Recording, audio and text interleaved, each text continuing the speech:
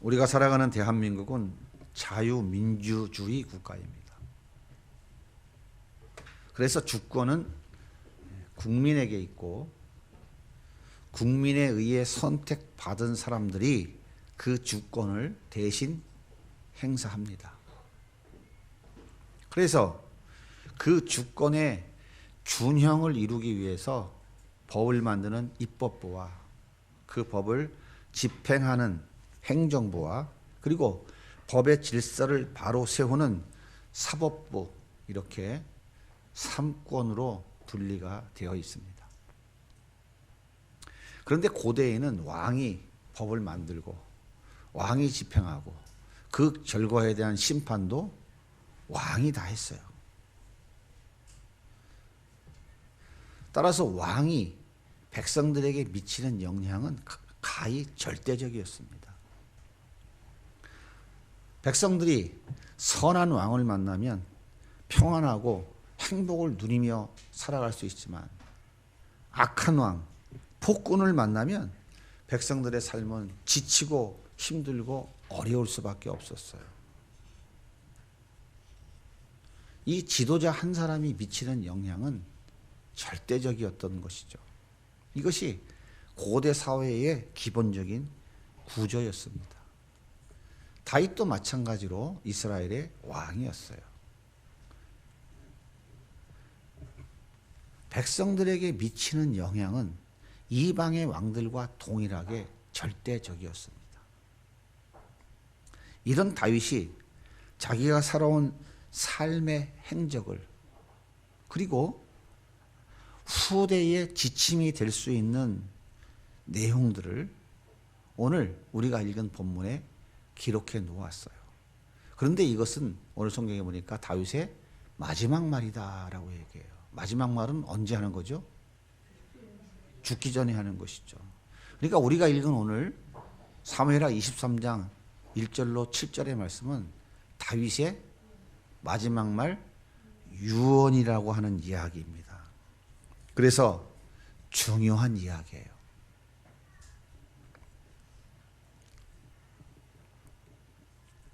자, 그러면 이 다윗의 마지막 유언, 이 중요한 내용에는 무엇이 담겨 있을까요? 아주 중요한 것이겠죠. 한마디로 요약해서 결론부터 말씀드리면 하나님 나라에 대해서 이야기하고 있는 거예요. 하나님 나라에 대해서.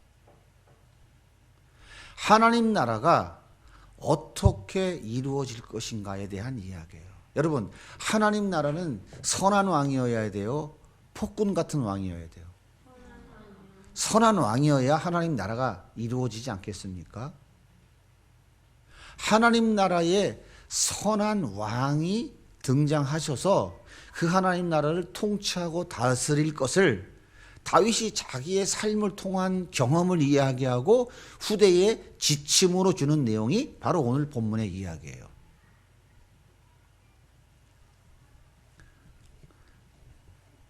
그런데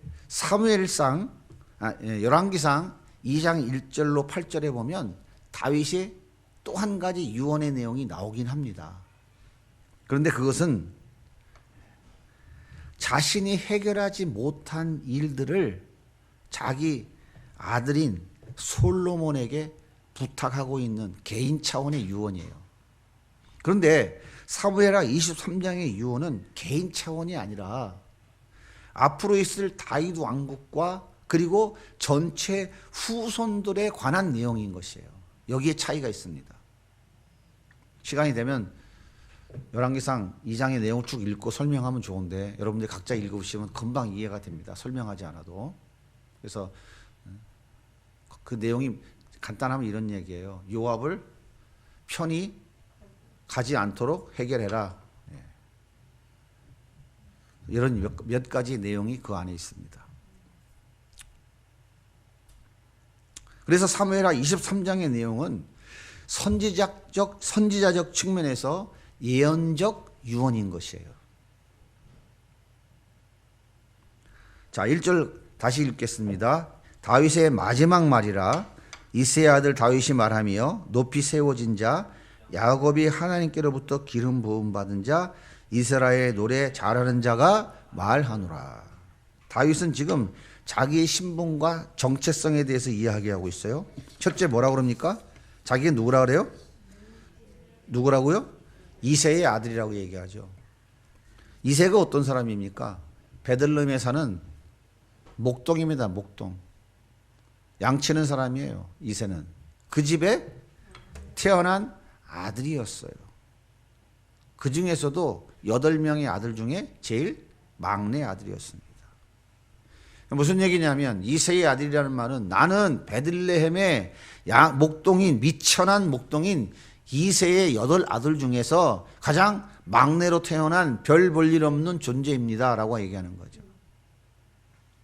사울은 어떤 존재예요? 사울은 큰 자였습니다. 족보 있는 집안의 자식이었어요. 아주 비교가 돼요. 두 번째, 높이 세워진 자라고 그러죠. 그런 비천한 목동 출신인 나를 하나님께서 존귀한 자리에 높이 세워 놓으셨습니다. 그리고 세 번째 뭐라 그래요? 나는 기름 부음 받은 자입니다 라고 얘기하죠. 기름 부음 받은 자가 어떤 자입니까?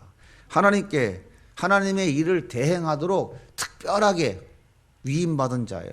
어떤 자가 구약성경에 기름 부음을 받습니까? 왕, 선지자, 제사장, 세 종류의 사람들만 기름 부음을 받은 거예요. 기름 부음 받는다는 얘기는 무슨 얘기냐면 하나님의 영인 성령이 그에게 임해서 하나님의 일을 감당한다 그 말입니다. 그러니까 구약시대의 성령은 아무한테나 임한 게 아니었단 말이에요. 이렇게 기름 부음 받은 자들에게만 성령이 임한 거예요. 신약시대의 성령은 어떤 자에게 임합니까? 왕, 제사장, 선지자에게만 임하여? 아니에요. 예수 믿는 모든 자에게 성령이 임합니다. 그러니까 여러분이 왕이고 제사장이고 선지자인 거예요. 네 번째, 다윗은 자기를 노래 잘하는 자라고 이야기하죠. 예, 그렇습니다. 시편에 보면 시편의 시를 가장 많이 쓴 사람이 다윗이에요. 물론 자신의 감정과 의지와 경험을 표현한 것이지만 이것은 전부 자기 생각대로만 쓰는 것이 아니고 성령의 감동하심을 받은 기록인 것이죠.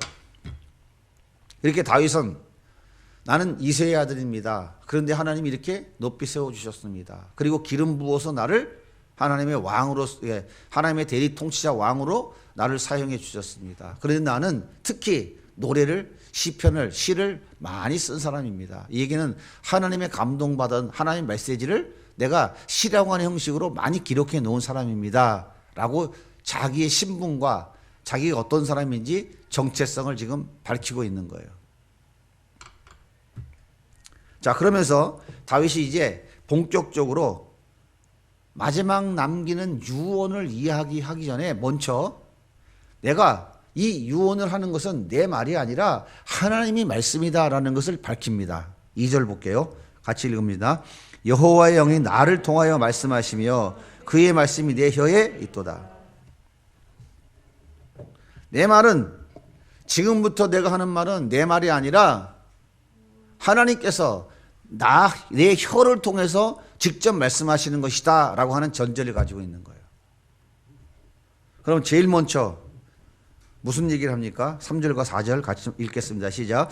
이스라엘의 하나님이 말씀하시되 이스라엘의 반석이 내게 이르시기를 사람을 공의로 다스리는 자, 하나님을 경외함으로 다스리는 자요. 이게 누구라는 거예요? 누구라는 거예요? 이 사람이 누구예요 지금? 하나님이 말씀하셨잖아요. 하나님이. 근데 경외하는 자, 하나님을 경외하는 자, 백성을 공의로 다스리는 자, 이거 누구라는 거예요? 다윗. 하나님이 그렇게 자기를 말씀하셨다 이 말이에요. 자기를. 이게 무슨 얘기입니까? 이스라엘의 왕으로서의 통치 기준이 뭐냐면 경외와 공의라고 하는 거예요. 하나님이 자기를 그렇게 세우셨다 이 말이죠. 하나님을 경외하는, 그리고 공의로 백성들을 다스리는 왕, 그렇게 자기를 세우셔서 그렇게 여기까지 해왔다 이 말을 하는 거예요 지금. 그러니까 여기에 통치 기준이 뭡니까? 경외와 공의예요. 왕 역시 하나님의 백성이기 때문에 하나님을 경외하는 삶을 살아야 돼요. 또 왕은 하나님의 대리 통치자이기 때문에 백성들을 공의로 다스려야 된다 이 말이에요. 자, 이 얘기는 자기가 살아온 삶을 이야기하지만 이 기록을 보는 후대의 왕들과 후손들도 어떻게 해야 된다고? 이렇게 해야 된다라고 하는 것을 이야기하는 거예요. 그래서 이 메시지는 단순한 유언을 넘어서 선지자적 측면의 예언적 측면을 가진 유언이다 이렇게 이야기하는 거예요 지금. 이 메시지를 듣고 후대 왕들이 아하, 우리 선대왕인 다윗이 한 대로 하나님을 경외하고 백성을 공의로 다스리는 왕이 돼야 되겠구나, 이렇게 해야 되겠지라고 하는 기준을 만들어 주는 것이에요. 하나님을 경외하고 백성을 공의로 다스린다 하는 말을 다른 말로 옮기면 뭡니까? 이 말이 바로 십계명을 압축해 놓은 거란 말이에요. 십계명에서 1계명에서 4계명까지는 하나님을 공경하라 그거 아닙니까? 5에서 10계명은 내 이웃을 사랑하라 이거 아닙니까? 이웃이 누구예요? 백성. 그러니까 왕의 통치 기준은 뭐예요? 십계명이고 십계명을 압축해서 하나님을 경외하고 백성들을 공의로 사랑으로 다스리는 거예요. 이것이 하나님 만들어 오신 법대로 백성들을 다스리는 것이죠. 그런데 이방의 왕들은 백성들이 행복하게 잘 살게 하기 위해서 법을 만들어야 되죠. 잘 만들고 발 집행해야 됩니다.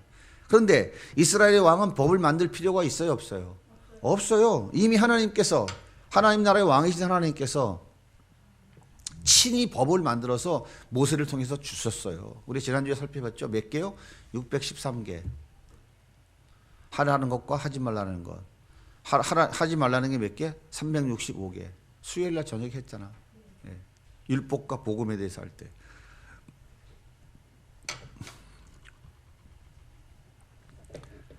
그렇게 친히 법을 만들어서 모세를 통해서 주셨습니다. 그러니까 왕의 역할은 뭐냐면 하나님께서 만들어 주신 그 율법을 백성들보다 먼저 더 잘 지켜야 되는 거고요. 백성들로 하여금 그 율법을 잘 지키게 하는 거예요. 이게 이스라엘 왕의 통치 기준이고 이것을 잘하는 왕이 최고의 왕인 것이라고요. 자, 이것을 신약의 언어로 바꾸면 어떻게 말하면 될까요? 하나님을 사랑하고 이웃을 사랑하는 거예요. 왕은 이렇게 해야 된다 이 말이에요. 자, 잠깐 살짝만 좀 옆으로 갔다가 돌아오겠습니다. 여러분 가정의 왕이 누굽니까? 가정의 왕을 하나님 누구로 세우셨어요? 수원의 가정의 왕 누구로 세우신 거야? 신동우 집사. 그럼 왕은 나에게 맡겨주신 우리 가정을 어떻게 다스려야 돼?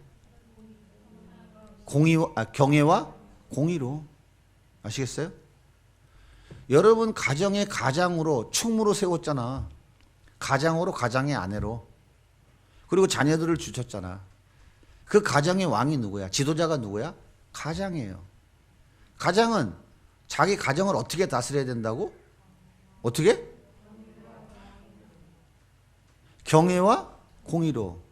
하나님을 먼저 잘 사랑하고 섬기고 경외하며 그리고 내 이웃들, 내 자녀들을 그렇게 사랑으로 섬기는 거다 그 말이에요. 자, 이것을 확대하면 어떻게 하면 되겠어요? 확대하면 목사는 어떻게 해야 돼? 목사는 공동체 지도자로 세운 목사는 먼저 하나님을 잘 경외하고, 그죠? 신약적 언어로 표현하면 하나님을 사랑하고, 그 다음에 어떻게 한다고? 공동체인 성도들을 어떻게 해야 된다고? 공의로 잘 다스려야 된다고. 신약적 언어로 표현하면 어떻게 한다고? 사랑으로 섬겨야 된다 그 말이에요. 이것이 뭐냐면 지도자가 가장 하나님이 원하시는 통치 기준에 적합하게 잘 다스리는 방법이다 그 말이에요. 첫째가 뭐라고? 하나님을 경외하고, 둘째가 어떻게 한다고? 백성들을 공의로. 하나님 사랑을 실천하고 이웃 사랑을 실천하는 것. 이것이 모든 지도자들이 해야 될 가장 기본인 거예요. 아시겠습니까? 그러니까 제가 여러 차례 말씀드리지만 내가 아버지라고 했다고 해서 내가 난 자식이라고 내 멋대로 하면 돼야 안 돼요. 그럼 그게 무슨 죄를 지는 거라고? 예? 하나님 맡겨주신 왕권을 어떻게 하는 거라고? 남용하는 거라고. 다윗이 그래서 죽은 거예요. 하나님 주신 왕권을 남용해서. 그러니까 자녀들을 내 자녀라고 내 멋대로 내가 하고 싶은 대로 내 마음대로 그렇게 키우려고 그러면 안 된다 이 말이에요. 먼저 하나님을 경외하는, 하나님을 사랑하고 하나님을 존중하고 순종하는 그것부터 하고 그 다음에 내 자녀들을 사랑하면 와 우리 아빠는 이런 분이구나 하고 자녀들이 보고 배워야 안 배워요? 맨날 술 먹고 와서 땡깡 넘으면 뭐 배우겠어? 자녀들이 뭐라 그래? 난 절대로 우리 아버지 같은 사람 안 될 거야 그래. 근데 결혼하면 누구랑 같이 똑같이 해? 친아버지하고 똑같이 해. 이상하지 그게. 왜 그러죠? 보고 배우는 거야. 보고 배우는 거예요. 그냥 그대로 보고 배운다니까. 그런 거 같아요? 안 같아요? 그런 거 같아요? 우리 예수 믿는 사람 정신 똑바로 차려야 된다고. 자, 그런데 문제는 이렇게 하나님을 경외하고 공의로 백성들을 다스리는 선한 왕이 과연 있겠느냐 하는 거예요. 있겠어요? 없겠어요? 예? 있겠어요? 없겠어요? 하나님이 지금 다윗에게 네가 하나님을 경외하고 백성들을 공의로 다스리는 선한 왕이야 라고 인정해 주셨는데 그런 다윗조차도 선한 왕입니까? 뭐요? 엉망진창이잖아. 밧세바 사건 말도 안 되잖아요. 그러면 이렇게 하나님을 경외하고 백성들을 사랑하는 공의로 다스리는 이런 과연 선한 왕이 있을까요? 있으면 예수님이 안 오셨어요. 예수님이. 아시겠어요? 있으면 예수님이 안 오셨다고. 지금 결론으로 갔다 다시 오는 거예요. 지금 다윗 언약 공의와 정의로 선한 왕으로 다스리는 분이 없기 때문에 누가 오신 거라고? 예수 그리스도가 오신 거예요. 그 하나님 나라의 선한 왕으로 그분이 오신 거라고요. 그분이 오실 것을 모형적으로 보여주는 거라 했잖아요. 그분이 2000년 전에 오셨죠. 그리고 다 사명 감당하시고 다시 오신단 말이에요. 그때가 하나님 나라가 완성되어지는 거예요. 우리에겐 누가 있다고? 선한 왕이 있다고. 결론부터 얘기하는 거예요 지금. 이해가 되셨어요? 자, 그렇다면 하나님을 경외하고 백성들을 공의로 다스리는 왕, 하나님을 사랑하고 이웃 사랑을 몸쳐 실천하는 그 선한 영향력을 유감없이 발휘하는 왕은 어떤 모습일까요? 어떻게 표현하면 좋겠어요, 여러분? 그런 왕을. 고민하지 마세요. 성경에 대답이 있어요. 그는 돋는 해의 아침빛 같고 구름 없는 아침 같고 비 내린 후에 광선으로 땅에서 우미 돋는 새풀 같으리라 하시도다. 이렇게 하나님을 경외하고 백성들을 공의로 다스리는 자들에게는 어떠한 결과가 나타나고 어떤 영향력이 나타나냐면 돋는 해의 아침빛 같대요. 돋는 해의 아침빛. 여러분, 어둠이 물러가고 아침이 밝아오는 그 돋는 해의 아침 아름답습니까? 안 아름답습니까? 아름답습니다. 모든 만물이 기지개를 펴고 웃는 그런 빛이에요. 아침빛. 만약에 낮에 태양빛이라고 해봐요. 그럼 되겠어요? 중동에 가봐요. 낮에 40도 이상 넘어가요. 밖에 돌아다니지도 못해요.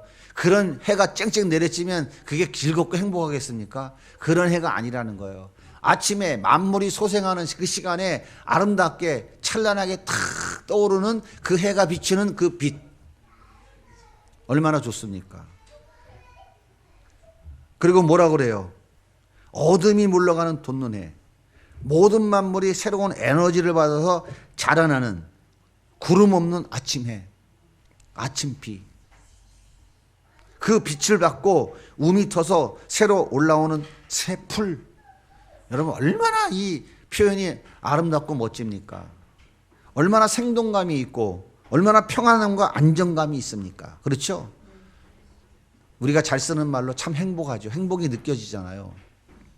하나님이 왕이 하나님을 경외하고 백성들을 공의로 다스려야 하는 그 왕도를 잘 지키면 하나님의 정해놓은 통치 기준을 잘 지키면 백성들이 이런 복을 받는다 이 말이에요.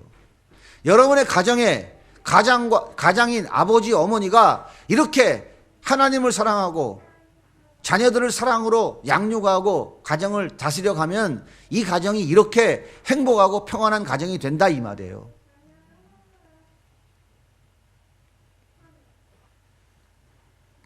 다윗은 이스라엘 백성들이 이런 복을 받게 된 것은 내가 그렇게 잘해서 된 것이 아니라 그것조차도 하나님의 언약 때문이라고 말하고 있다는 거예요. 아시겠습니까? 하나님의 언약 때문이라고. 그러니까 다윗이 밧세바를 범한 이후에 철저히 회개하고 죽을 때까지 같은 죄를 반복하지 않는 그런 선한 왕이라고, 내 마음에 합한 왕이라고 인정받았어요. 그리고 하나님이 나를 이렇게 통치의 기준 되도록 나를 사용해 주셨다고 유언을 남기면서 너희들도 앞으로 이렇게 너희 후대 가운데, 백성 가운데 해야 된다라는 그 유언을 남기는 이 시간에도 뭐라고 얘기하냐면 이건 내가 잘해서 된 것이 아니라고 얘기하는 거예요. 뭐 때문에 되는 거라고? 하나님의 언약 때문에 된 것이라고. 바로 이거예요. 이게 중요한 겁니다. 5절 읽겠습니다. 시작. 내 집이 하나님 앞에 이같이 아니하냐. 하나님이 나와 더불어 영원한 언약을 세우사 만사에 구비하고 견고하게 하셨으니 나의 모든 구원과 나의 모든 소원을 어찌 이루지 아니하시랴. 하나님이 나와 언약을 세워주시고 그 언약을 이루어 주셨기 때문에 가능했던 거라고 지금 유언하고 있는 거예요. 그러니까 어떻게 하라고? 너희들도 이렇게 하라고. 반드시 하나님이 언약을 이루신다고. 이 말 속에는 니들이 그렇게 하지 못해도 언약은 이루어 줄 거라고 말씀하고 있는 말이 같이 들어있어요. 하지만 너희들이 경외와 공의로 백성들을 다스리면 지금 백성들이 이렇게 평안한 것 같이 이 백성들이 평안을 누릴 수 있다. 그러니까 너희들은 그걸 선택해라. 그 얘기를 하는 거예요. 그런데 다윗 왕국에 이렇게 하나님의 통치 기준인 경외와 공의로 다스리는 왕만 있었나요? 아니에요. 그렇지 않아요. 그래서 다윗이 뭐라고 그러냐면 이방의 왕들과 다름없는 악한 왕들도 일어날 수 있다라고 말하고 있어요. 말하고 있다고요. 참 안타까운 얘기지만 이런 왕들이 나올 것이라고 다윗은 이미 얘기하고 있어요. 7절 읽겠습니다. 6절과 7절 시작. 그러나 사악한 자는 다 내버려질 가시나무 같으니 이는 손으로 잡을 수 없음이로다. 그것들을 만지는 자는 철과 창자를 가져야 하리니 그들이 당장에 불살내리라 하리라.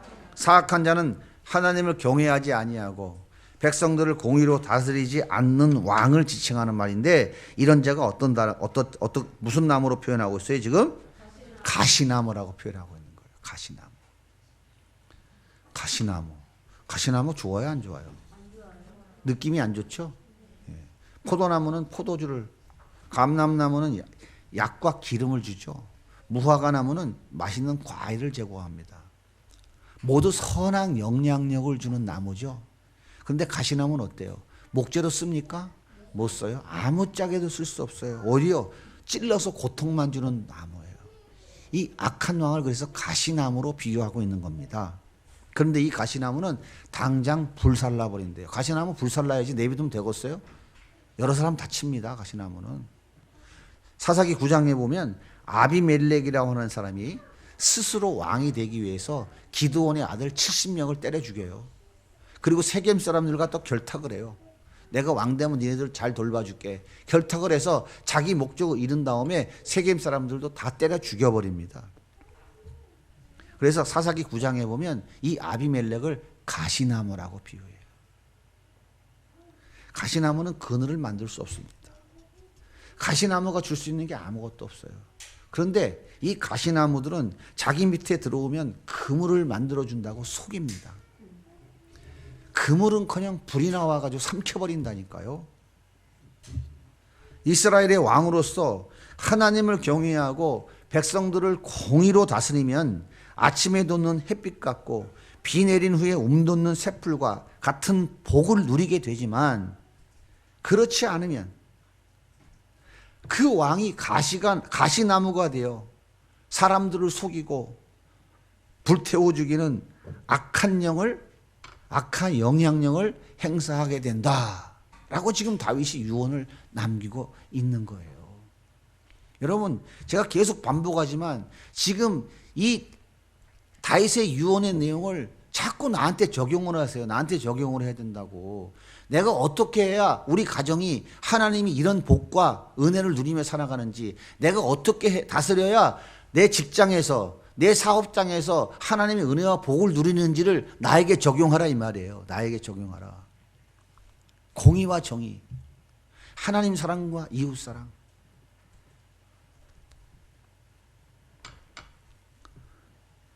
이스라엘 역사 속에는 선한 왕과 악한 왕이 반복적으로 일어나겠지만, 그럼에도 불구하고 하나님의 그 언약으로 말미암아 내가 원하는 소원, 그 구원은 이루어질 것이라고 다윗이 이야기하고 있는 거예요. 자, 실제로 다윗의 아들 솔로몬으로부터 바벨론 포로까지 역사를 한번 돌아보십시오. 하나님을 경외하는, 그리고 백성들을 공의로 다스리는 선한 왕이 많았습니까? 가시나무 같은 왕이 많았습니까? 거의 절대적이었죠. 그럼에도 불구하고 하나님은 언약하신 대로 가장 이상적인 왕인 예수 그리스도를 보내주심으로 그 언약을 끝까지 지켜내신 거예요. 다윗의 언약이 핵심이 뭐냐면, 지금 다윗이 이 유언으로 하려고 하는 얘기가 뭐냐면, 가장 선한 왕인 예수 그리스도는 반드시 오신다. 왜? 언약 때문에. 네가 잘해서가 아니고, 네가 못해서가 아니고. 지금 우리는 무엇에 대해 얘기하고 있어요? 언약에 대해서 얘기하고 있다고요. 얼마나 이 언약이 중요한 겁니까? 우리가 이 하나님의 이 언약을 확실하게 깨닫고 붙잡지 못하면 날마다 넘어지고 쓰러지는 거예요. 이 땅에는 경외와 공의를 제대로 세운 왕은 찾아보기 어렵습니다. 아니, 불가능해요. 하지만 진정으로 하나님을 경외하고 백성들을 공의로 다스린 왕이 있었습니다. 그분이 누구예요? 그분이 누구라고요? 구약의 성도들은 그분이 오실 것을 기대했지만, 신약의 성도인 우리는 그분이 오신 것을 알고 있잖아요. 그래서 우리는 오직 예수 그리스도라고 말할 수 있는 거라고요. 그분이 지금 다시 우리 가운데 오십니까? 안 오십니까? 오신단 말이에요. 그 선한 왕이 우리 가운데 다시 오셔서 그 하나님 나라를 완성하면 우리가 그 선한 왕의 그 영향력으로 얼마나 행복하고 복된 삶을 살아가겠어요. 아침에 뜨는 햇살같이, 그 햇살을 받고 어둠을 펴고 기지개를 피고 일어나는 새풀과 같이, 아침에 촉촉이 내리는 구름 없는 비와 같이 얼마나 행복합니까? 그 나라가 바로 선한 왕이신 예수 그리스도가 다스리는 나라, 하나님의 나라라 이 말이에요. 이해가 되셨습니까? 그러므로 다윗은 진정으로 하나님을 경외하고 백성들을 공의로 다스리실 선한 왕이 오실 것인데, 그분이 바로 예수 그리스도라고 하는 것을 이 유언을 통해서 우리에게 말씀해 주고 있는 거예요. 그러면 그리스도인은 어떤 자세로 살아야 될까요? 우리 어떤 자세로 살아야 돼요? 하나님은 우리의 왕이십니다. 그런데 하나님의 왕권을 대행하시는 분이 있는데, 그분은 바로 예수님이십니다. 그분은 우리의 영원한 왕이십니다. 그분이 다스리시는 나라는 아침에 돋는 햇빛 같고 음투는 새풀과 같은 참으로 행복한 나라가 될 것입니다. 그 나라가 속히 오면 좋겠습니다. 이것을 소망하며 살아가야 하는 거예요. 이게 그리스도인의 삶의 자세인 거예요. 여러분, 무슨 자세를 갖고 살아갑니까? 무엇을 소망하며 살아갑니까? 이스라엘 역사를 되돌아보면 가시나무 같은 부정적인 지도자가 절대적으로 많았어요. 다윗 이외에 하나님께 제대로 인정받은 왕은 없었어요. 단지 흉내를 내는 왕 서너 명 정도 있었습니다. 그런데 이상하게 다윗 왕국의 역사가 400년을 유지했단 말이에요. 도대체 이유가 뭐예요? 배후에 하나님이 계셨기 때문이에요. 하나님의 언약 때문이라고요. 인류 역사를 돌아보면 가지 같은 부정적인 지도자가 거의 절대적으로 많았습니다. 그럼에도 불구하고 이 세상에 여기까지 이룰 수 있었던 이유가 무엇일까요? 하나님이 여전히 역사의 배후에 계시기 때문인 거예요. 하나님의 그 노아의 언약을 여전히 지켜가고 계신 거예요. 아시겠어요? 대충 왔다가 대충 흘러가는 게 아니라고요. 돌고 돌아와서 봄 되면 여름 오고 여름 오면 가을 오고 가을 가면 겨울 오고, 그게 아니에요. 그런 윤회적인 사상, 말도 안 되는 소리 하지 마세요. 하나님이 노아와 언약을 통해서 주님 다시 오실 때까지 이 나라, 이 백성들, 지구를 피조 세계를 유지시킨다고 약속하셨습니다. 이 언약은 그래서 지금도 이루어지는 거고 있는 거예요. 그러니까 결론이 뭡니까? 핵폭탄이 아무리 터져도 주님이 오시기 전까지 지구는 깨져요, 안 깨져요? 안 깨진다고요. 아시겠어요? 저 남극 북극이 다 녹는다고 해도 주님이 오시기 전까지 지구는 존재해야 안 해요? 존재한다고요. 하나님 백성들은 존재해야 안 해요? 존재한다니까요. 그때 어떤 사람만 남아요? 진정한 경외와 공의로 살아가는 자들은 살아남는 거예요, 그게. 그래서 교회는 끝까지 승리한다는 거예요. 이게 바로 우리 그리스도인들이 가져야 될 소망인 거예요. 그런데요, 우리 그리스도인들의 소망은 좋은 지도자에게 있는 것이 아니에요. 우리 그리스도의 소망은 무엇이냐면 바로 하나님의 언약이 있어야 되는 거예요. 하나님의 언약에, 하나님이 반드시 이루신다는 그 언약에 있어야 된다고요. 좋은 지도자가 있어요, 없어요, 세상에? 없다니까요. 누가 참 좋은 지도자라고? 예수 그리스도, 그분밖에 없다고요. 그분이 오셔서 완전하게 선한 영향력을 행사하는 행복한 그 나라가 우리 가운데 있을 것이다. 반드시 있을 것이다. 하나님이 그렇게 우리에게 약속하셨다. 그래서 우리의 소망은 하나님 언약이 있는 거예요. 언약에. 다시 말하자면 하나님 말씀에 있는 거라고요. 딴 데 가서 찾지 말고.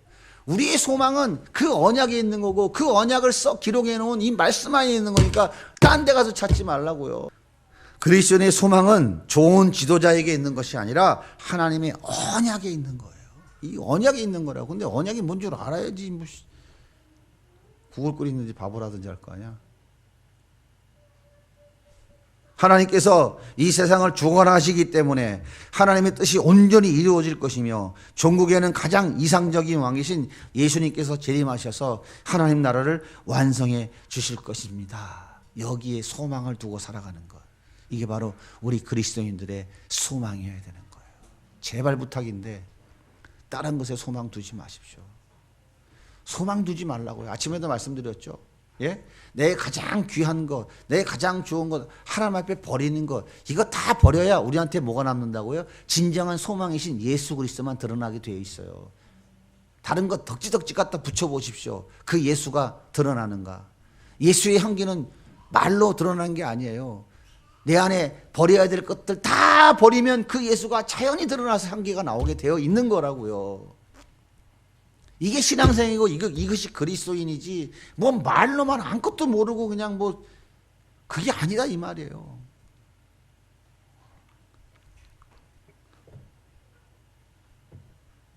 이상적인 그 예수께서 재림하셔서 하나님 나라를 완성해 주실 것에 소망을 두고 살아야 오늘 같은 삶 속에서도 우리가 살 희망이 생길 거 아닙니까? 아니면 절망하잖아요.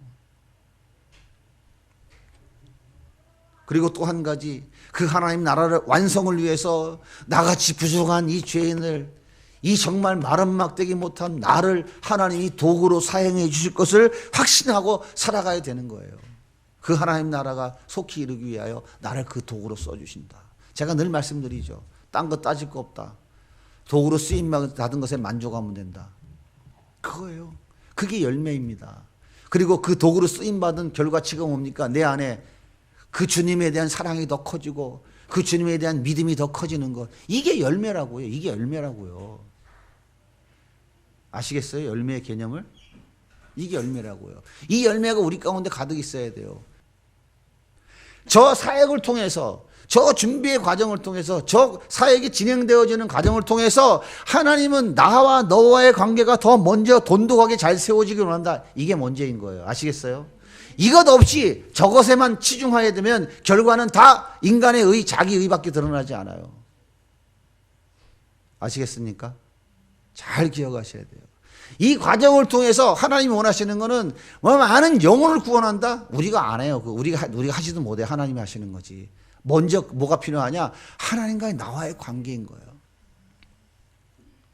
네가 내 안에, 내가 네 안에, 포도나무 안에 더 단단히 붙어 가는, 그것을 원하시는 과정인 거예요. 그렇게 단단히 붙어만 있으면 그 열매를 누가 맺힌다고요? 주님이 하신다고요. 그러니까 우리가 그 포도나무에 단단히 붙어있는 이 과정이 먼저 되지 않으면 저거 설립한 다음에 그 다음에 뭐 하는 거야? 내가 세비전 양희문교회 권사요.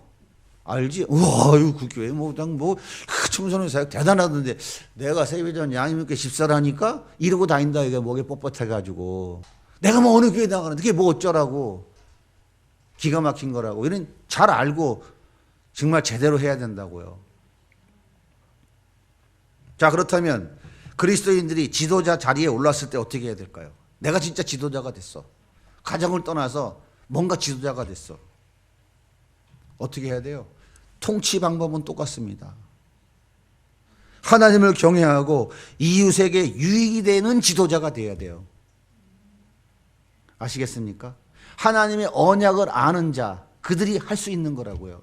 그러니까 대한민국이, 한국교회가 바르게 세워지려면 어떻게 돼야 되겠어요? 우리 자녀들을 똑바로 잘 가르쳐서 하나님을 경외하고 공의로 사람들을 다스리는 지도자들로 만들어서 방방곳곳에 보내야 대한민국 사회가 변화되지 않겠어요?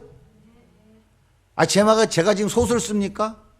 우리나라가 광복 이후에 6.25 끝나거나 광복 이후에 우리나라가 어떻게 세워졌어요? 바로 이렇게 기독교적 세계관으로 공부한 사람들이 하나님의 통치 기준인 공의와 경애와 공의의 기준으로 이 나라를 만들어서 세우니까 이 나라가 부흥성장한 거 아닙니까? 백성들이 평안하고 한강에 기적이 일어나고 세상에 깜짝 놀랄 만한 그런 대한민국 교회와 나라와 민족으로 발전한 거 아닙니까? 근데 지금 어떻게 됐어요?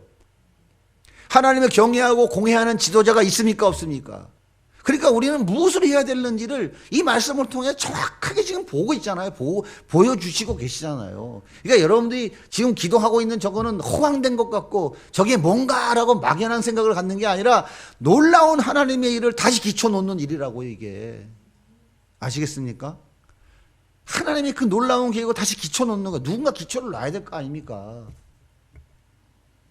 우리 자녀들을 훈련시키고 교육시켜서 이렇게 방방곳곳에 법원에도 보내고 검찰청에도 보내고 동사무소에도 보내고 행정부에도 보내고 여기저기 많이 보내가지고 그들이 그곳에서 하나님의 통치 기준인 경외와 공의로 열심을 다해 선한 영향력을 행사하는 지도자의 위치에 서 있으면 세상이 변하겠어요? 안 변하겠어요? 변한다니까요. 이걸 못한 거예요, 한국교회가.